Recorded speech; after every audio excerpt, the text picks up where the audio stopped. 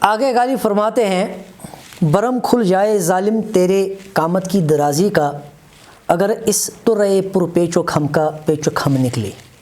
یہ بھی بڑا خوبصورت شعر ہے۔ برم کھلنا اس کا مطلب ہے بید کھلنا، راز کا کھل جانا۔ قامت کی درازی، قامت کہتے ہیں قد کو، دراز قد، چونکہ اردو شاعری میں قد کا دراز ہونا جو ہے یہ ایک خوبصورتی کی علامت ہے۔ دراز قد، جیسے سرو قد کا جو ہے لفظ بھی استعمال ہوتا ہے، سرو قد کی ترکیب استعمال ہوئی ہے۔ سرو قد، اس سرو جو ہے لمبا درخت ہوتا ہے، تو سرو قد یا قامت کی درازی، دراز قامت، یہ خوبصورتی ہے، محبوب کی خوبصورتی ہے اردو شعریات میں۔ محبوب جو ہے یہ دراز قد ہے، خوبصورت ہے، لمبا ہے، کہ محبوب کی لمبائی جو ہے اس کا جو قد دراز ہے یہ اس کی خوبصورتی ہے اردو شعریات میں۔ تو کہا لیکن میرے محبوب یہ جو تمہارا دراز قد ہونا ہے، قامت کی جو درازی ہے، اس کا برم، اس کا راز کھل جائے گا۔ کیسے کھل جائے گا؟ اگر اس طرے پر پیچ و خم کا پیچ و خم نکلے۔ طرہ کا مطلب ہے وہ پھندنا، جو انسان کی جو دستار ہوتی ہے، انسان کا جو عمامہ ہوتا ہے یا پگڑی ہوتی ہے، اس پگڑی کے سامنے ایک پھندنا ہوتا ہے، اس کو کہتے ہیں طرہ۔ اگر وہ پگڑی کھل جاتی ہے، یعنی وہیں سے پگڑی کو کھول دیتے ہیں، دستار کو کھول دیتے ہیں یا عمامے کو کھول دیتے ہیں، اگر یہ عمامہ کھل جائے، عام طور پر جو شارحین ہیں انہوں نے یہاں اس سے مراد لیا ہے، طرے پر پیچ و خم سے انہوں نے زلفیں مراد لی ہے، کہ اگر زلفیں کھل جائیں گی، زلفیں اتنی دراز ہیں اے میرے محبوب کہ تمہارا جو اپنا قد ہے، قامت کی جو درازی ہے وہ زلفوں کی درازی کے سامنے ماند پڑ جائے گی، اور تمہارا برم کھل جائے گا، پتہ چلے گا کہ تو اتنا لمبا بھی نہیں ہے، تیری زلفیں تجھ سے بھی زیادہ لمبی ہیں۔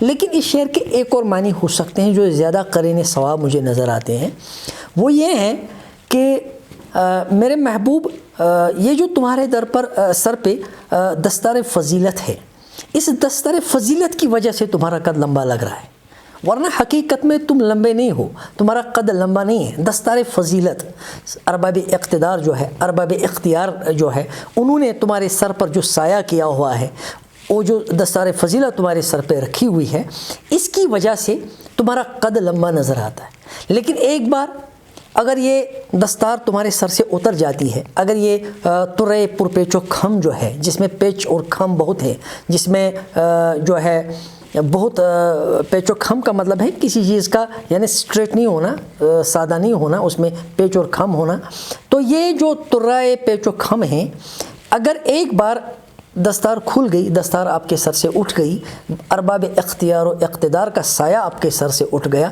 تو پتہ چلے گا کہ آپ کی جو شخصیت ہے کچھ اتنی بڑی بھی نہیں تھی، آپ اتنے عظیم بھی نہیں تھے۔ کبھی کبھی ایسا ہوتا ہے کہ ایک انسان اپنی ذاتی اوصاف میں وہ بڑا نہیں ہوتا، عظیم نہیں ہوتا ہے، لیکن پھر خارجی محرکات، خارجی اسباب اس پہ جمع ہو جاتے ہیں تو وہ بڑا بنتا ہے۔ مثلا ارباب اختیار و اقتدار نے اس کے سر پہ سایہ رکھا، اس کو کرسی دی، اس کو منصب دیا، اس کو کوئی بڑائی دی، بزرگ دی، کوئی بڑا اعزاز بخشا، بڑا انعام دیا، تو اس کی وجہ سے وہ دراز قد معلوم ہوتا ہے، لگتا ہے کہ یہ بڑا انسان ہے، لیکن ذاتی اوصاف میں وہ بڑا نہیں ہوتا ہے۔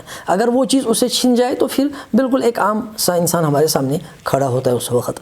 تو یہی کہا کہ برم کھل جائے ظالم تیرے قامت کی درازی کا، اے ظالم، ظالم اس لیے کہا کیونکہ یہ جو قامت کی درازی ہے یہ خوبصورتی ہے محبوب میں، لیکن اصل میں وہ قامت کی درازی اس میں ہے ہی نہیں، یہ خوبصورتی ہے نہیں، لیکن طرے پرپیچ ہیں، طرے پرپیچ و خم ہیں، اس کی وجہ سے، دستار فضیلت کی وجہ سے وہ اس کا قد دراز دکھتا ہے، اس وجہ سے اس کے اندر ایک ظلم کی نفسیات پیدا ہو گئی ہیں، اور وہ اپنے عاشق پر، اپنے محب پر ظلم کرتا ہے۔ غالب اس کو کہتے ہیں کہ اے میرے محبوب، یہ جو تم اپنے قد کی درازی پر اتراتے ہو، تکبر کی نفسیات تمہارے اندر پیدا ہوئی ہے، پندار نفس پیدا ہوا ہے، غرور اور گمڑ پیدا ہوا ہے تمہارے اندر، اس کی وجہ سے حقیقت یہ ہے کہ یہ قامت کی درازی تیری خوبصورتی نہیں ہے، یہ اس وجہ سے لگتی ہے کیونکہ تمہارے جو ترہ ہیں، جو دستار فضیلت ہے، اس کی وجہ سے اگر یہ دستار فضیلت تمہارے سر سے اٹھ گئی، اگر اس ترہ پر پیچ و خم کا یہ پیچ و خم نکل جائے اور دستار کھل جائے تو سمجھ میں آ جائے کہ تمہاری جو بزرگی تھی، بڑائی تھی، عظمت تھی اور تمہاری قامت کی درازی تھی، یہ اس دستار فضیلت کی وجہ سے تھی، خود نہیں تھی، یہ تمہارے اندر یہ کوئی چیز نہیں تھی۔ پھر کہا آگے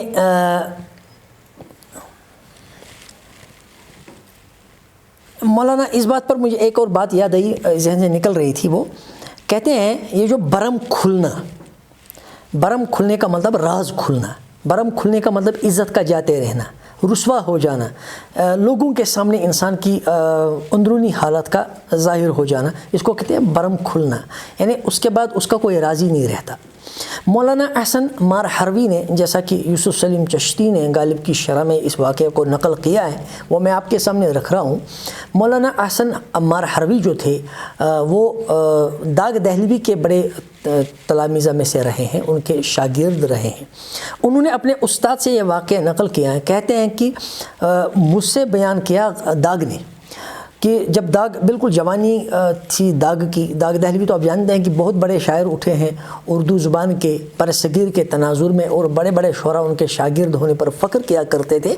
تو ان کی جو جوانی ہے یا بچپن ہے یا لڑکپن ہے یا اپنی زندگی کا جو پہلا ابتدائی دور ہے وہ قلعے میں گزرا ہے۔ بہادر شاہ ظفر جہاں بادشاہ ہوا کرتے تھے، پھر ان کے وہاں شہزادے ہوا کرتے تھے اور شہزادیاں ہوا کرتی تھی، بیگمات ہوا کرتی تھی، انہی کے ماحول میں ان کی تربیت اور پرورش ہوئی۔ ابتدا میں قلعے جاتے رہتے تھے، تو ایسا ہوا کہ ایک بار مرزا نوشا مرزا غالب جو ہے وہ بہادر شاہ ظفر کے ہاں گئے، قلعے کے اندر، تو وہاں یہی غزل سنائی، تو یہ شعر پڑھا کہ نکلنا خلد سے آدم کا سنتے آئے تھے، لیکن بہت بے آبی رو ہو کر تیرے کوچے سے ہم نکلے۔ تو یہ زمین جو ہے ہم نکلے، ہم یہاں جو ہیں یہ قافیہ ہے اور نکلے جو ردیف ہیں اس کی، تو اس زمین میں یہ زمین پسند آئی بہادر شاہ ظفر کو، تو انہوں نے کہا کہ چلے اس زمین کو لے کر ہم ایک مشاعرہ کرتے ہیں، سب شعراء اپنا کلام اسی زمین میں جو ہے بنا کے لے آئیں گے۔ اب سب شعراء نے جو ہے نظمیں غزلیں کہیں اور اسی زمین میں غزلیں کہیں، تو داغ دہلوی نے کہا کہ میں بھی آیا، جوانی کا زمانہ تھا، طبیعت جوش پر تھی اور شعر ڈلتے تھے زبردست، تو میں گیا، میں نے بھی ایک غزل کہی اور وہ غزل میں نے وہاں پڑھی۔ تو پھر میں نے وہاں ایک غزل کہی، جب میں اس شعر پر پہنچا، ہوئے مغرور وہ جب آہ میری بے اثر دیکھی۔ یہ داغ دہلوی کا شعر ہے، کہتے ہیں کہ جب میں نے یہ شعر پڑھا، ہوئے مغرور وہ، میرا محبوب جو ہے وہ مغرور ہو گیا، جب آہ میری بے اثر دیکھی، جب دیکھا کہ میں نے آہ کھینچی مگر اس آہ کا کوئی اثر ہی ظاہر نہیں ہوا۔ میری جو آہ، مظلوم کی آہ میں اثر ہوتا ہے، مظلوم میں بھی تھا، میرا محبوب ظالم تھا، ظلم کیا تھا اس نے مجھ پر، پھر میں نے آہ کھینچی مگر اس آہ کا کوئی اثر ہی نہیں ہوا۔ تو اسے کیا ہوا؟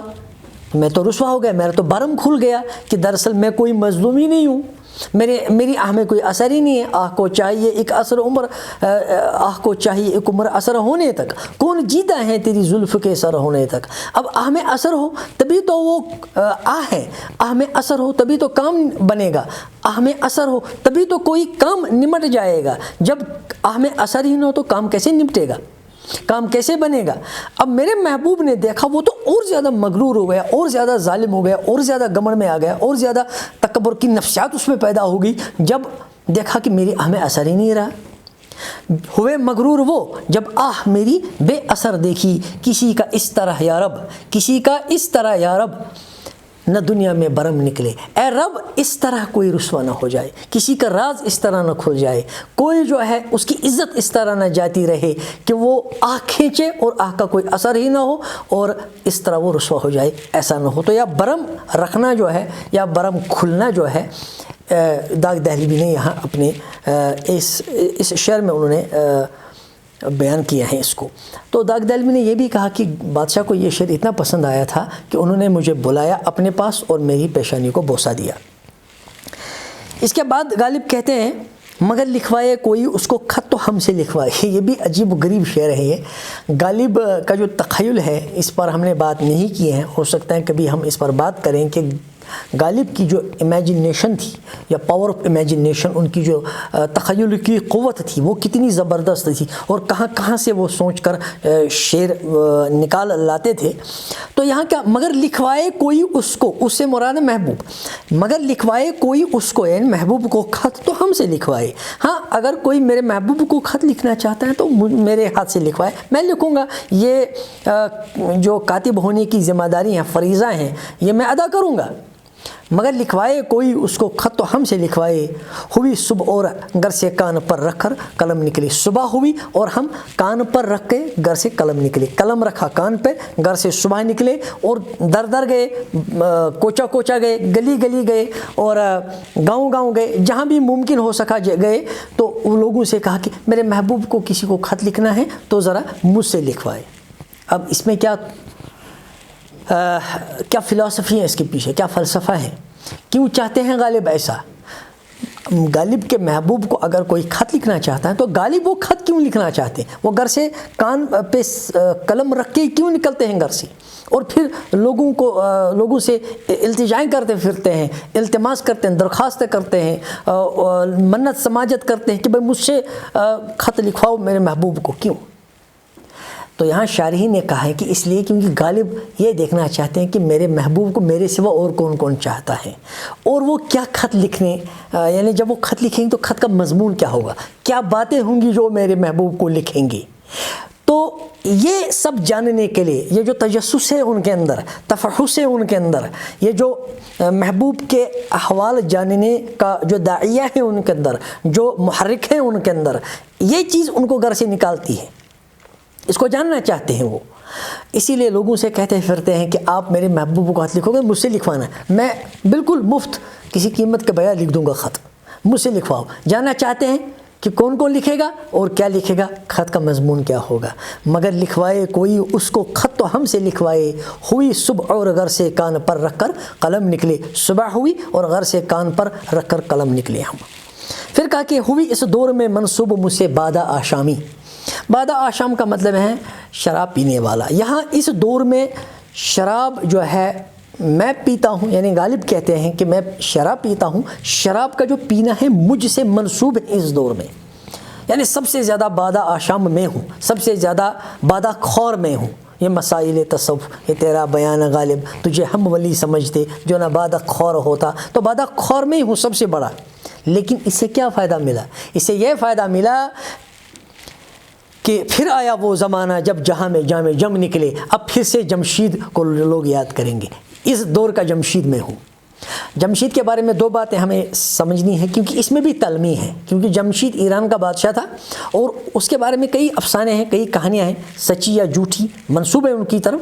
تو جمشید جو ہے ان کے بارے میں دو باتیں یاد رکھنی ہیں۔ ایک وہ کہ کثرت مے نوشی کرتے تھے، وہ بہت زیادہ شراب پیتے تھے۔ دوسرے یہ کہ ان کے پاس ایک پیالہ تھا، اس پیالے میں شراب ہوتی تھی، اسی پیالے میں جھانک کر وہ پوری دنیا کو دیکھتے تھے، اسی لیے اس کو کہتے ہیں جام جہاں نما، یعنی ایسا جام، ایسی شراب جس میں وہ پوری دنیا کو دیکھ لیتی تھی، جام جہاں نما۔ یہ جام جہاں نما کی ترکیبی غالب نے ایک جگہ استعمال کی ہے اپنے کلام میں۔ تو یہاں کہا کہ اس وقت بادہ آشامی مجھ سے منسوب ہے، شراب پینا مجھ سے منسوب ہے، پوری دلی میں مجھ سے بڑھ کر بڑا شرابی کوئی نہیں ہے۔ مگر یہ یاد رکھیے کہ میں دلی کا جمشید ہوں، میں ہندوستان کا جمشید ہوں، جمشید کا نام جو ہے میری وجہ سے لیا جائے گا، کیونکہ میں یہاں کا جمشید ہوں، بادہ آشامی مجھ سے منسوب ہے۔ وہ زمانہ آیا ہے کہ پھر سے جب جمشید کا نام لیا جائے گا میری وجہ سے، کیونکہ جیسے جمشید کثرت مے نوشی کرتے تھے، میں بھی کثرت مے نوشی کرتا ہوں۔ اس کے بعد کہا ہوئی جن سے توقع خستگی کی داد پانے کی، جن سے توقع تھی ہمیں خستگی کی داد پانے کی، یعنی امید تھی کہ میری خستگی کو دیکھ کر وہ اظہار ہمدردی کریں گے۔ ہوئی جن سے توقع خستگی کی داد پانے کی، خستگی کا مطلب ہے پریشان حال ہونا، خستہ حال ہونا، احوال کا بگڑ جانا۔ اب احوال کا بگڑنا، خستہ حالت ہونا جو ہے، اس میں مجھے توقع جن لوگوں سے تھی کہ وہ ہمدردی کریں گے، مرہم کریں گے، میرا دکھ بانٹیں گے اور مجھ سے دو بول محبت کے بول کر میرا بوجھ ہلکا کریں گے، تو ایسا نہیں ہو سکا. کیوں نہیں ہو سکا؟ وہ ہم سے بھی زیادہ خستہ تیغ ستم نکلے. وہ تو ستم کی تلوار کے مجھ سے بھی زیادہ جو ہے خستہ نکلے. ستم کی تیغ نے ان کو ہم سے زیادہ خستہ بنا دیا تھا. وہ اظہار ہمدردی کیا کرتے؟ وہ ہم سے زیادہ مظلوم تھے. وہ مجھ سے دو بول بول کر میرا غم کیا بانٹتے. وہ مجھ سے بھی زیادہ غمگین تھے. وہ مجھ سے بھی زیادہ پریشان حال تھے. وہ مجھ سے بھی زیادہ جو ہے دل جلے تھے. وہ مجھ سے بھی زیادہ مظلومیت کی حالت میں تھے. وہ میرا غم کیا بانٹتے, میرا دکھ کیا بانٹتے. دو بول بول کے میری کیا ڈھارس بندھاتے, میری کیا ہمت افزائی کرتے, میری کیا قدر افزائی حوصلہ افزائی کرتے, مجھے اس غم سے نکالنے کا حوصلہ مجھ میں کیا پیدا کرتے. وہ تو مجھ سے زیادہ غم کے ستائے ہوئے تھے اور غم کے مارے ہوئے تھے.